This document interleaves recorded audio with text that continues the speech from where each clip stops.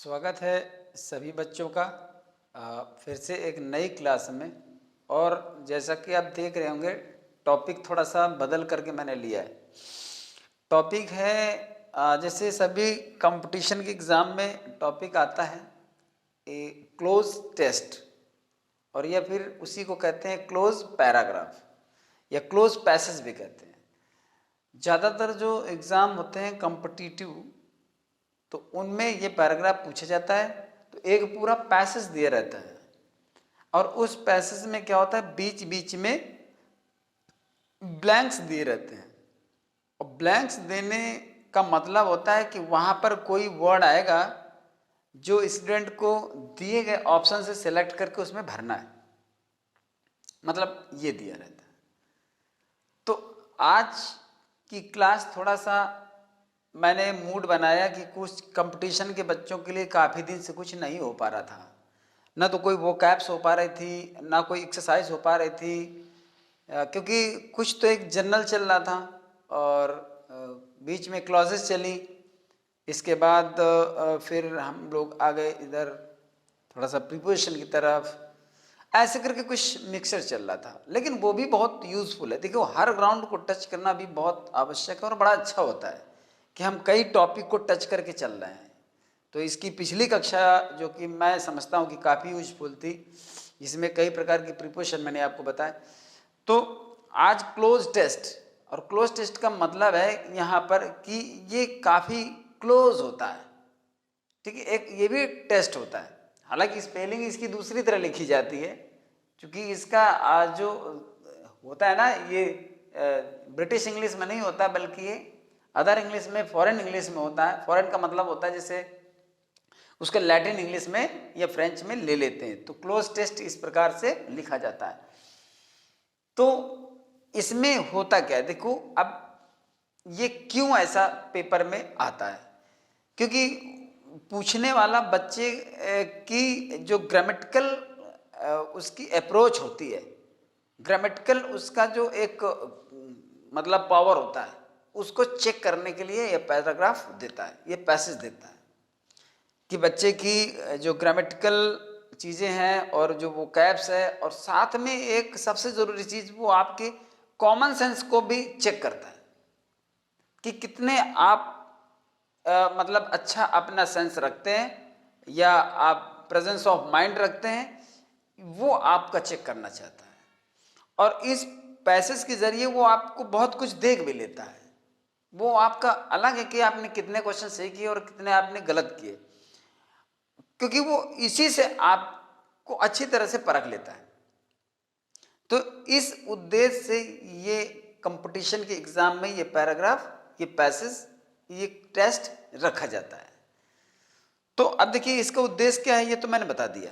अब आते हैं कि इसको सॉल्व कैसे करते हैं। देखिए बहुत माने इजी पैराग्राफ लिया है और बहुत ही एक छोटा पैराग्राफ लिया है, इस वजह से कि ये एक टेस्ट नंबर 1 है या पैसेज नंबर 1 है, जिसको हम थोड़ा सा स्टार्टिंग में एक हल्के लेवल से, एक लो लेवल से चलेंगे तो आपको समझने में आसानी रहेगी।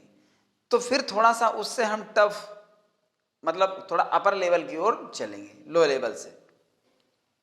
तो होता भी है कि कोई चीज़ सीखने की प्रक्रिया जब अपनाई जाती है तो सरल से कठिन की ओर चला जाता है, मतलब ऐसा एक पढ़ने पढ़ाने का नियम होता है, ये सरल से कठिन की ओर। तो हमने पहले एक छोटा सा और इजी टॉपिक लिया है, तो वहाँ से आपको कॉन्फिडेंस आएगा, क्योंकि कई बच्चों के लिए ये नया हो सकता है। हालांकि जो बच्चे इस तरह के एग्ज़ाम में अपीयर हो चुके हैं वो तो जानते ही होंगे, और जिनको अपीयर होना है वो इसको समझ लेंगे। तो इसमें देखिए किया कैसे जाता है। सबसे पहले क्या करना होता है कि आप सबसे पहले पूरे पैसेज को पढ़ते चले जाइए। हालांकि बीच में मिसिंग वर्ड्स हैं, वहाँ पर वर्ड्स नहीं दिए हैं, लेकिन अगर आप पढ़ोगे तो आपको क्या हो जाएगा, आपको पैसेज का आशय या भाव काफ़ी हद तक समझ में आ जाएगा। सबसे पहली बात तो ये कि ये पता चल जाएगा कि ये पैसेज, ये टॉपिक किस विषय में है। दूसरा, इसमें क्या कहने की कोशिश कर रहा है। तो उसका जब आप भाव समझ जाएंगे तो आपको दिए गए ऑप्शन से वर्ड्स को चूज करने में या सेलेक्ट करने में आसानी होगी। आपको मदद मिलेगी कि इसमें ये अर्थ आ रहा था तो ये वर्ड सेट बैठेगा, ये सुटेबल होगा। तो इसलिए सबसे पहले जितने भी गैप्स दिए हैं उनको छोड़ते हुए आप पूरे पैसेज को रीड कर जाइए। तो उससे क्या हो जाएगा कि आपको यहाँ से वर्ड को पिकअप करने में आसानी होगी। सबसे पहला और सबसे आखिरी तरीका यही है। कभी कभी ऐसा होता है, दूसरा तरीका, कभी कभी ऐसा होता है कि कुछ ऐसे कंफ्यूजिंग वर्ड होते हैं जिनका अर्थ बच्चे नहीं समझ पाते हैं, या कोई सेंटेंस, ये स्टेटमेंट ऐसा आ रहा है जहां पर बच्चे उसको, उसके आशय को, उसके भाव को नहीं निकाल पाते हैं, तो उस जगह ब्लैंक भरने में उनको परेशानी होती है। तो ऐसे में क्या करना होता है कि आप उस ब्लैंक को छोड़ जाइए। मान लीजिए आपका 3rd नंबर का ब्लैंक है जो कंफ्यूजिंग है और आप नहीं समझ पा रहे कि यहाँ पर क्या आएगा, तो उसको आप छोड़ करके आगे बढ़िए, क्योंकि सेंटेंस चेंज हो जाएगा। सेंटेंस चेंज हो जाएगा तो सेंटेंस चेंज होने पर उसका सेंस चेंज हो जाएगा। सेंस चेंज हो जाएगा तो हो सकता है आप आगे जाकर के कवर करने लगो, और उससे होता है कि जब आगे आप कवर करने लगोगे, सही फिल करने लगोगे, तो आगे के ही अर्थ से आपको हो सकता है पीछे के अर्थ में भी आपको समझ में आ जाए कि हाँ यहाँ पे ये होना चाहिए था। इसलिए रुकने का कोई काम ही नहीं है। और पैराग्राफ जो पैसेज आता है, ये कोई गारंटी तो है नहीं कि वो कौन सा आएगा, कहाँ से आएगा, और आप भी वह गारंटी नहीं लेते हो कि वो आपको समझ में आ ही जाएगा। फिर भी आपको वो पैसेज करना होता है। तो उसके करने का ये तरीका है कि एक बार शास्त्रीय तौर पर पैसेज पूरा पढ़ जाइए। हालांकि इतना समय तो नहीं होता, लेकिन फिर भी आपको ये करना ही पड़ेगा, और इसी को कंपटीशन कहते हैं। आपको एक बार पूरा पढ़ना ही पड़ेगा। सबसे पहला तरीका, आप शास्त्रीय तौर पर उसको पढ़ते चले जाइए, तो आपको कॉन्सेप्ट पता चल जाएगा, उसका सेंस पता चल जाएगा कि पैराग्राफ क्या बात कर रहा है। फिर आप बस भरना शुरू कर दीजिए। तो इसी ढंग से आप इसको कर सकते हैं, इसी ढंग से आपको करना भी चाहिए। तो आइए भरने की कोशिश करते हैं। इसमें लिखा है समवन, पहले हम पढ़ेंगे। Someone at the door, a lady opened it, a stranger was standing at the, फिर खाली जगह है, he said madam please excuse me for, फिर खाली जगह, you, may I ask you something, I by your house every day on my to work, I have every day, you hit your son head with a loaf of bread. The lady replied, yes, that's. The stranger asked, this morning I saw him with a chocolate. Why? The lady replied, today is his birthday, therefore I hit him with a sweet thing. जिस समय इस paragraph को हमने पढ़ा तो कुछ हमको समझ में आया कि किसी स्ट्रेंजर और लेडी के बीच में बातचीत हो रही है, और वो कुछ पूछ रहा है और वो कुछ बताने की कोशिश कर रही है, ऐसा कुछ आ रहा है। बीच बीच में हमें ये पता चल रहा है कि वो शायद अपने बेटे को कुछ हिट करती है और इस तरह से वो पूछ रहा है, ऐसा कुछ मिला हमको। बाकी का काम दिए गए ऑप्शन से लेंगे जब हम सुटेबल वर्ड, तो पैराग्राफ को कंप्लीट करेंगे। तो आइए भरते हैं यहाँ पर समवन, फिर एट द डोर। हालांकि मैंने ABC करके नहीं डाला, क्योंकि यहाँ पर क्या है ना कि नंबर 1 पड़ा है, इसको आप A मानिए, इसको B और इसको C। 4 ऑप्शन भी दिए रहते हैं उसमें पैराग्राफ में, बट मैंने 3 ही ऑप्शन लिए हैं यहाँ पर। तो हमें एक मतलब ट्रायल है, ये एक मतलब प्रयास किया गया है समझने का। बाकी तो सभी जानते हैं कि यहाँ पर होता क्या है पेपर में और किस तरह से आता है। 4 ऑप्शन दिए रहते हैं, पर यहाँ पर 3 लिए मैंने। और दूसरी बात ये है कि यहाँ पर A और फिर B और C ऐसे करके लेना होता है, क्योंकि आपकी जो OMR सीट होती है उसमें यही होता है कि पहले का A है कि B है कि C है कि D है, ठीक है ना। D में नन ऑफ देम भी हो सकता है।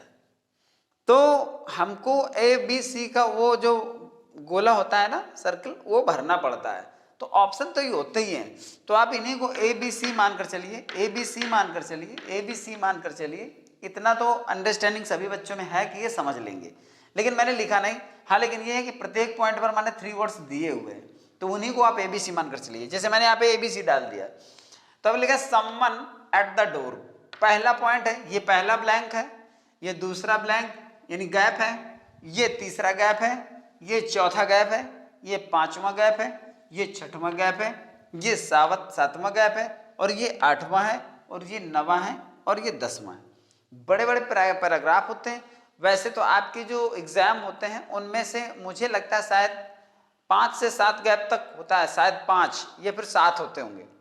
और अभ्यास के लिए, प्रैक्टिस के लिए तो 15-15 से गैप्स एक पैराग्राफ में हो जाते हैं।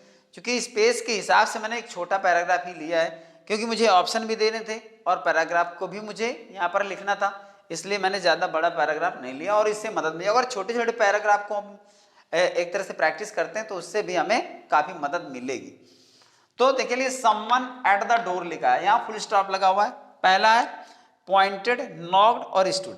Someone stood at the door, someone pointed eight the door, someone knocked. तो बेटर आंसर आपका है someone knocked eight the door, किसी ने दरवाजा खटखटाया। ये हम यहां पर इसको क्यों सेट कर रहे हैं, क्योंकि आगे लिखा है अ लेडी ओपनड इट, एक महिला ने इसे खोला, यानी दरवाजा खोला। अगर कोई खड़ा था तो महिला क्यों खोलती, क्योंकि दरवाजे पर खड़ा है लेकिन नॉक तो नहीं कर रहा ना। पॉइंटेड का मतलब होता है इशारा करना, अगर किसी ने दरवाजे की तरफ इशारा किया तब भी महिला को खोलने की कोई वजह नहीं थी। तो मैंने पहले कहा था कि आप जब पूरा पैराग्राफ पढ़ोगे तो आपको सभी ऑप्शंस के बारे में आपको एक श्योरिटी, एक प्योरिटी मिलती चली जाएगी। क्योंकि दरवाजा खोला गया इसका मतलब है कि नॉक किया गया, तब दरवाजा खोला गया। तो आ जाएगा someone knocked eight the door, आपका ऑप्शन चुना जाएगा नॉक्ड पहले में, ठीक है, ये फिल कर दिया जाएगा। इसके बाद ए लेडी ओपनड इट, एक महिला ने इसको खोला। फिर है अ stranger was standing at the, एक अजनबी खड़ा हुआ था, कहां पर, दूसरा ऑप्शन है एट द फेंस है, एट द गेट है और एट द स्टेप। तो फेंस माने दीवार होती है जैसे बाउंड्री, तो इसका तो कोई काम नहीं है, ये आएगा नहीं। एट द स्टेप, स्टेप माने कदम भी होता है, स्टेप माने डोर स्टेप भी होता है। अगर डोर स्टेप लिखा होता है, स्टेप का मतलब होता है कि कुछ भी हो सकता है, लेकिन डोर स्टेप होता तो दहलीज होता, मतलब कि जो दरवाजे के बाहर सीढ़ी होती ये हो सकता था। लेकिन standing at the door, standing at the gate होता है, कॉमन सेंस की बात है, इसलिए आपका ये दूसरा ऑप्शन इसमें भी चुना जाएगा। तो जब उसने खोला, देखा महिला ने कि stranger was standing at the gate, कि एक अजनबी गेट पर खड़ा था, तो आपको ये दूसरा ऑप्शन सेलेक्ट करना, गेट आ जाएगा। आगे पढ़ते हैं। ही सेड, वह बोला, madam please excuse me, madam कृपया मुझे माफ करना। फॉर, अब तीसरा ऑप्शन है, for disturbing you, for asking you, for worrying you, ठीक है ना। तो चूंकि अजनबी ने दरवाजे को नॉक किया था और वो महिला अचानक आई थी, तो डिस्टर्ब तो किया। डिस्टर्ब करने का मतलब यही होता है कि आप किसी को अपनी तरफ से कुछ परेशान कर रहे हो, या किसी को अपनी तरफ से कुछ उसको वर्क बता रहे हो या कॉल कर रहे हो, तो वो डिस्टर्ब हो गए। हाँ, अगर यहाँ पर कोई उसने क्वेश्चन किया या आंसर दिया तो ऐसे आस्किंग यू फ्रंट में होता है, आमने सामने होता है, पूछ रहे हो तो एक अलग बात है, क्योंकि वो आपके सामने नहीं थी, उसके घर में आपकर जब नॉक किए तो आपने उसको बेवजह परेशान किया है। तो यहाँ पर डिस्टर्बिंग यू ये वाला आना चाहिए। वरिंग का कोई ऑप्शन नहीं, आस्किंग भी नहीं आएगा। वरिंग माने परेशान करना, चिंता करना भी होता है, लेकिन यहाँ पर इस तरह से यहाँ डिस्टर्ब का सेंस होता है किसी को इस तरह से डिस्टर्ब करना। सॉरी टू डिस्टर्ब यू, जब आप जनरली किसी को कोई चीज पूछ रहे होते हैं या उससे बात करना चाह रहे होते हैं तो डिस्टर्ब यू। वरी का मतलब पर्पसली किसी को मतलब परेशान करने को वरी कहते हैं, और चिंता करना भी होता है, इसलिए इसका सेंस नहीं बनता। और इसी तरह से कंफ्यूजिंग होते हैं। देखिए यहाँ पर भी कंफ्यूजिंग ही था, लड़का स्टेप भी कर सकता है, यहाँ पर भी कंफ्यूजिंग ही था, लड़का स्टूड भी कर सकता था, सम्मान स्टूड एट द डोर ये भी कर सकता है। और ये देखिए जब हम इनका अभ्यास करते हैं तो हमें कॉन्फिडेंस अलग होता है, लेकिन जब परीक्षा में होते हैं तो इन्हीं में कॉन्फिडेंस एकदम लो बताता है। तब आप दहशत में आकर के, घबरा करके, या हौस-पौस व्यवस्था में, या आनन फानन में, जल्दबाजी में, कंफ्यूजन में आप उल्टा सीधा भी कर जाते हो।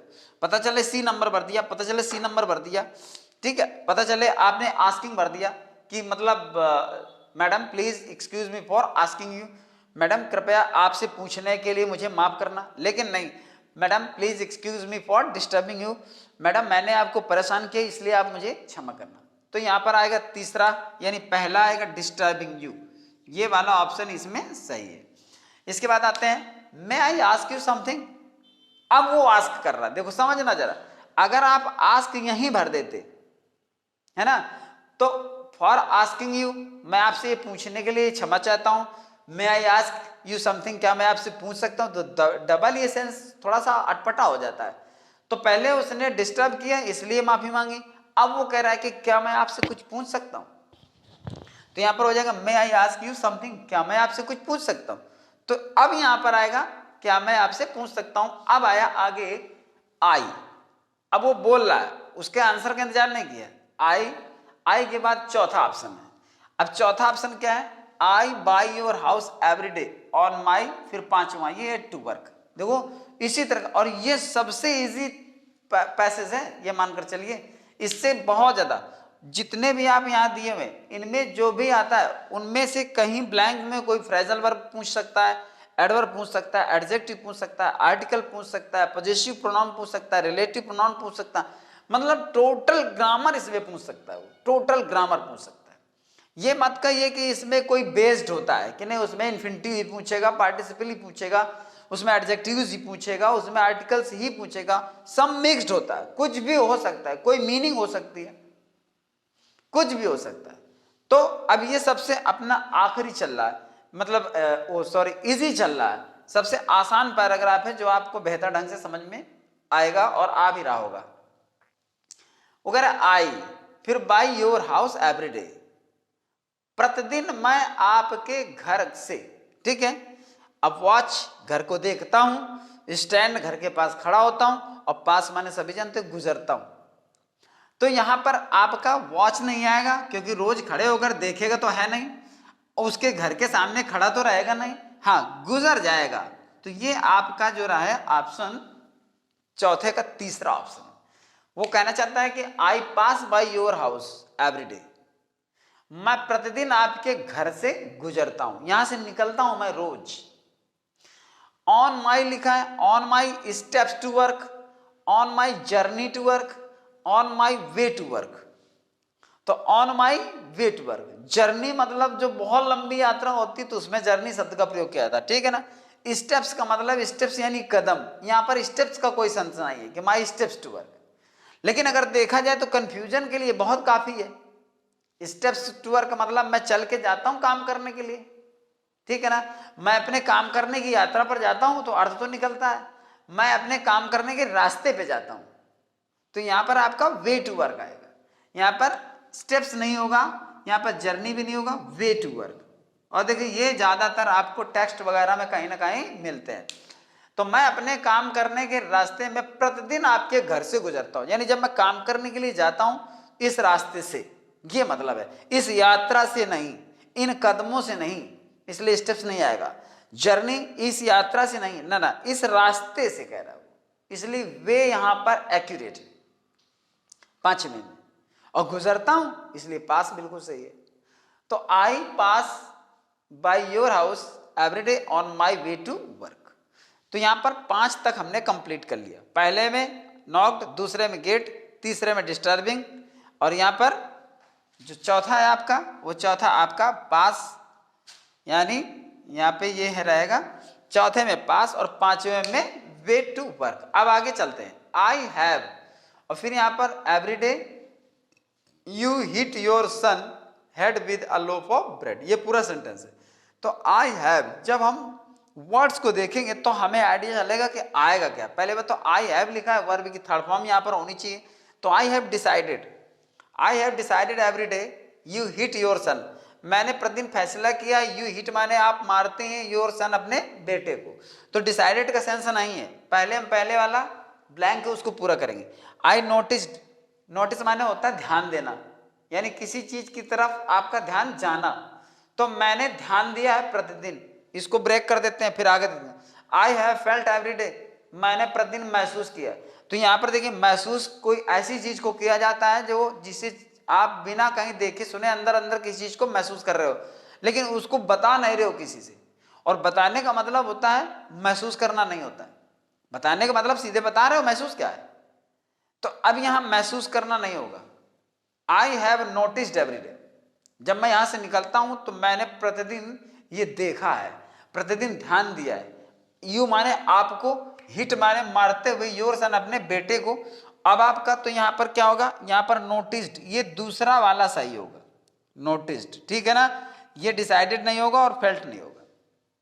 इसके बाद 7 नंबर है, तो 7 नंबर में आपका ये है your head, I have noticed everyday you heat, you वहां सब्जेक्ट है, यहां वर्ब है, तो ये जो यू है ना ये सब्जेक्ट है और ये इसकी वर्ब है हीट, तो ये उसकी वर्ब है, तुम मारती हो उसको, कि हिट करने का काम कौन करता है, यू करता है। यू कौन है, वो लेडी है जिससे वो बात कर रहा है, तो यहां पर आप मारते हो, तो यहां योर हेड तो होगा नहीं क्योंकि वो अपने सिर पे तो मारेगी नहीं, ठीक है, योर नहीं होगा, फिर योर नहीं होगा तो माई भी नहीं होगा क्योंकि माई तो उसका सिर हो गया, जो बात कर रहा है जो बता रहा है वो स्ट्रेंजर, इसलिए हीज हेड, हीज हेड। यहां पर ये का मतलब है कि मैंने प्रतिदिन ध्यान दिया है कि तुम अपने बेटे को उसके सिर पर मारती हो, सिर पर हिट करती हो, मतलब ऐसे सिर पर हिट करती हो, किससे, with a loaf of bread, एक ब्रेड के पीस से, एक ब्रेड का लोफ है, लोफ का मतलब होता है जो ब्रेड की पीसेस होती है उसको लोफ कहते हैं, तो ब्रेड की पीस से चाहे वो ऐसे मार देती हो चाहे वो ऐसे मार देती हो, हाँ लेकिन ये है कि उसने ये ध्यान दिया है कि तुम प्रतिदिन अपने बेटे के सिर पर एक ब्रेड मारती हो, है कुछ अजीब प्रक्रिया है, कुछ भी है, पैसे से बना दिया गया है, तो यहां पर आपका 7वें में ही जाएगा, लड़के के सिर पे मारती है इसलिए ही सेट आएगा, with a loaf of bread. The lady replied, महिला ने उत्तर दिया, यस दैट इज, हाँ दैट इज के बाद 8वां है गैप ये, और यहां फुल स्टॉप भी है, अब दैट इज राइट आएगा या दैट इज फनी आएगा या दैट इज ऑब्वियस आएगा, दैट इज ऑब्वियस मतलब ये स्पष्ट है, दैट इज राइट हाँ सही है, दैट इज फनी हाँ अजीब है, तो देखो फनी तो बनता नहीं, ठीक है ना, ऑब्वियस इस बात पे नहीं बनता क्योंकि कोई उलझी हुई चीज हो तो स्पष्ट हो, जैसे ऑब्वियसली, ऑब्वियसली माने क्या होता है, स्पष्ट तौर पे, क्लियरली, नेचुरली, ऐसा करके जब होता है इस तरह से कि वो ऑब्वियसली स्पष्ट तौर पर कोई बात कही जा रही हो, तो क्योंकि ये किसी बात का जवाब है, जवाब का मतलब ये है कि मैंने ध्यान दिया है कि ऐसा आप करती हैं, तो महिला के यहां क्या लिखा है, रिप्लाइड, हालांकि आपको यहां क्वेश्चन भले ना लगता हो लेकिन क्वेश्चन यहां से शुरू हुआ था, मे आई आस्क समथिंग, क्या मैं आपसे पूछ सकता हूं, तो यहां क्वेश्चन मार्क लगा, लेकिन ये पूरा जो सेंस जा रहा है वो क्वेश्चन की तरह है कि मैं आपके घर से प्रतिदिन अपने काम करने के रास्ते से गुजरता हूं और मैंने प्रतिदिन ये ध्यान दिया कि आप अपने बेटे के सिर पर ब्रेड का एक लोफ मारती है, तो द लेडी रिप्लाइड, तो महिला जवाब देती यस हाँ दैट्स करेक्ट या दैट इज राइट, तो चूंकि करेक्ट यहां पर है नहीं इसलिए यहां पर राइट है, दैट इज राइट का मतलब होता है हाँ बिल्कुल सही है ना। अब बिल्कुल स्पष्ट है, बिल्कुल स्पष्ट है का मतलब ये होता है कि जब कोई चीज क्लियर हो रही हो तो स्पष्ट, लेकिन यहां क्वेश्चन का जवाब सही और गलत में देना है कि ये बात सही है कि ये बात गलत है, जो वो अजनबी कह रहा है कि आप ऐसा ऐसा करती हैं, तो जवाब में ये होगा कि हाँ बिल्कुल सही है, तो उसने कहा यस दैट्स करेक्ट, ये दैट इज राइट, हाँ बिल्कुल सही है, तो यहां पर आएगा आपका right, yes that's right. The stranger asked, अब अजनबी ने पूछा, दिस मॉर्निंग, आज सुबह, आई सा you him with A chocolate, अब आई सा यू ऑफरिंग, यहां पर ऑफरिंग दिया हुआ है, मैंने आपको उसे, आई सा यू मैंने आपको उसे देते हुए देखा, विद चॉकलेट लिखा है, हिटिंग चॉकलेट से उसे मारते हुए देखा, और गिविंग उसे चॉकलेट देते हुए देखा, देखा जाए तो तीनों मीनिंग फिट बैठ रही है, लेकिन गिविंग के साथ विद नहीं आना चाहिए, ये बिल्कुल गलत है, ऑफर के साथ विद हो भी सकता है, लेकिन ऑफर के साथ अगर विद हो सकता है तो बाद में जो यहां पर वो लिखा हुआ है, मतलब जो हिटिंग लिखा हुआ है, तो उसको हम नजरअंदाज कैसे कर सकते हैं, क्यों, क्योंकि पीछे कहीं सेंटेंस पर हिट आया था, इसीलिए कहते हैं कि जब आपको यहां ना समझ में आए, इस जगह पर ना समझ में आए तो आप आगे बढ़ जाइए, तो जब आगे बढ़ के आएंगे तो आपको यहां हिटिंग जरूर मिलेगा, तो जब यहां हिटिंग मिलेगा यहां हिट मिलेगा, यहां हिट मिल रहा तो यहां हिटिंग मिल रहा है, तो हमें पीछे के सेंटेंस से आगे वाले को और आगे वाले सेंटेंस से पीछे वाले को एक तालमेल, एक कॉम्बिनेशन हमको रखना पड़ता है, माइंड पे वो चलता रहना चाहिए, जिससे कि हम कहीं ना कहीं से उसको हेल्प कर सकते हैं। तो यहां पर आपका ऑफरिंग नहीं आएगा, ये आपका ऑफरिंग नहीं होगा, ये आपका गिविंग नहीं होगा, इसलिए यहां पर होगा हिटिंग, ये होगा हिटिंग। इसका मतलब ये है कि मैंने आपको चॉकलेट से आज सुबह मैंने उसको हिट करते हुए देखा, तो उसका कहने का मतलब रोज तो मैं आपको ये देखता हूं कि आप ब्रेड से मारती हैं, आज आपने उसको चॉकलेट से मारा, चॉकलेट से मारा, तो यहां पे हीट आएगा, क्योंकि हीट यहां पर था heat your son on head, hit your son his head, तो यहां पर हीटिंग ही आएगा। तो 9 नंबर में हिटिंग आएगा, और ये आसानी से पकड़ में आ भी जाते हैं सब, इतने मतलब दिक्कत नहीं करते हैं। अब आगे बढ़ते हैं, वाई, और वाई के बाद फिर यहां खाली जगह है 10 नंबर पे। The lady replied today is his birthday therefore I hit him with a sweet thing. तो वाई के बाद में अब 10वां ऑप्शन देखते हैं, वाई सो, वाई 10, वाई देन। तो वाई सो भरे कि वाई 10 भरे और वाई देन भरे, तब क्यों, देन भरते हैं तो तब क्यों, 10 भरते हैं तो ऐसा क्यों, और 100 भरते हैं तो ऐसा क्यों, कंफ्यूजन क्रिएट हो गया। 10 में भी वही अर्थ और 100 में भी वही अर्थ, लेकिन 10 एक तरह से रिजल्ट बताता है और 100 एक तरह से मतलब एडवर्ब की तरह काम करता है, हालांकि ये भी आपका एडवर्ब ही हो, लेकिन जैसे हम कहते हैं कि ही सेड सो, उसने ऐसा कहा, हु सेड सो, किसने ऐसा कहा, और वाई सो, ऐसा क्यों, अर्थात ऐसा आप क्यों करती है। 10 में क्या होता है, 10 में सेंटेंस आगे चलता है, 10 ही सेड, इस प्रकार वो बोला। 100 में सेंटेंस खत्म भी हो जाता है और 100 में सेंटेंस आगे भी चलता है, मतलब 100 परिणाम भी बताता है, लेकिन 100 लास्ट में आकर सेंटेंस को फिनिश भी करता है। 10 में सेंटेंस फिनिश नहीं होता कि ही सेड 10 गलत, ही सेड सो, उसने ऐसा कहा, ये चलेगा, और 10 ही सेड, इस प्रकार वो बोला, तो वो 10 एक प्रकार से देयरफॉर का सेंस ले लेता है। तो 10 से हम सेंटेंस फिनिश नहीं कर सकते, इसलिए आपका ये नहीं आएगा, ये भी नहीं आएगा, और यहां पर आएगा आपका सो। वाई सो, ऐसा क्यों, मतलब ऐसा आपने क्यों किया। द लेडी रिप्लाइड, महिला ने जवाब दिया, टुडे इज हिज बर्थडे, आज उसका जन्मदिन है, देयरफॉर, इसलिए, I hit him with a sweet thing, इसलिए मैंने उसको एक मीठी चीज से मारा। होता नहीं जैसे कहते हैं कि किसी का बर्थडे, किसी बच्चे का तो होता है, कोई सुबह उठ करके कुछ नहीं मिला तो चीनी के 2-4 दाने खिला दिए, मुंह मीठा कराना मतलब होता है। तो वो इस सेंस में उसने चॉकलेट से हिट किया।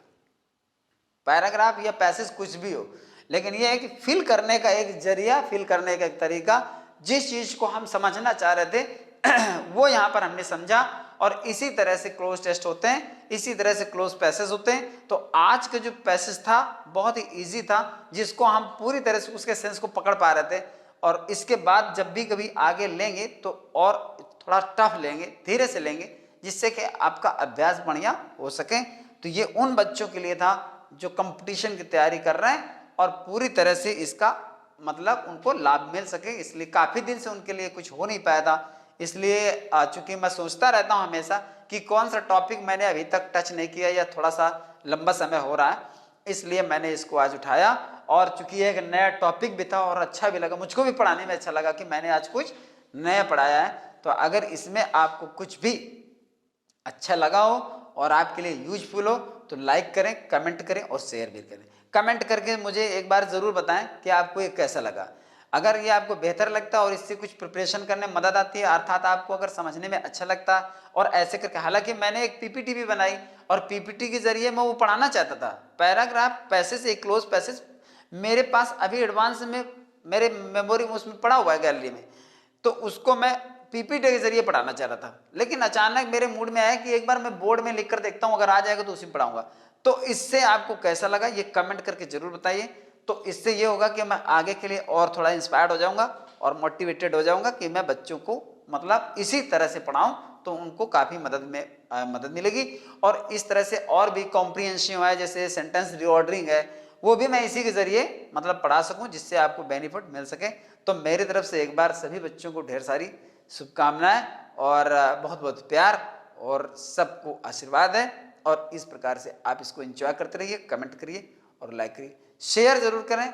एक कम से कम शेयर अवश्य कर दिया करिए। जिन बच्चों तक, कभी कभी ऐसा होता है कि बच्चों तक नोटिफिकेशन तो पहुंचता है लेकिन वो उस पर थोड़ा ध्यान नहीं देते, लेकिन जब उनके व्हाट्सएप में पहुंच जाता है तो वो उसको ओपन जरूर करते हैं, एक बार देखते भी हैं कि नहीं हाँ चलो ये आया हुआ है, ठीक है ना। तो इस तरह से शेयर कर दीजिएगा। हाँ, लेकिन लास्ट टाइम मैं एक बार फिर ये आपको रिमाइंड करा दूं कि ये सिचुएशन आज की क्लास के बारे में कमेंट जरूर करें, जिससे कि मुझे पता चले कि आपको ये क्लास कैसी लगी, ठीक है। तो ओके, जय हिंद, जय भारत।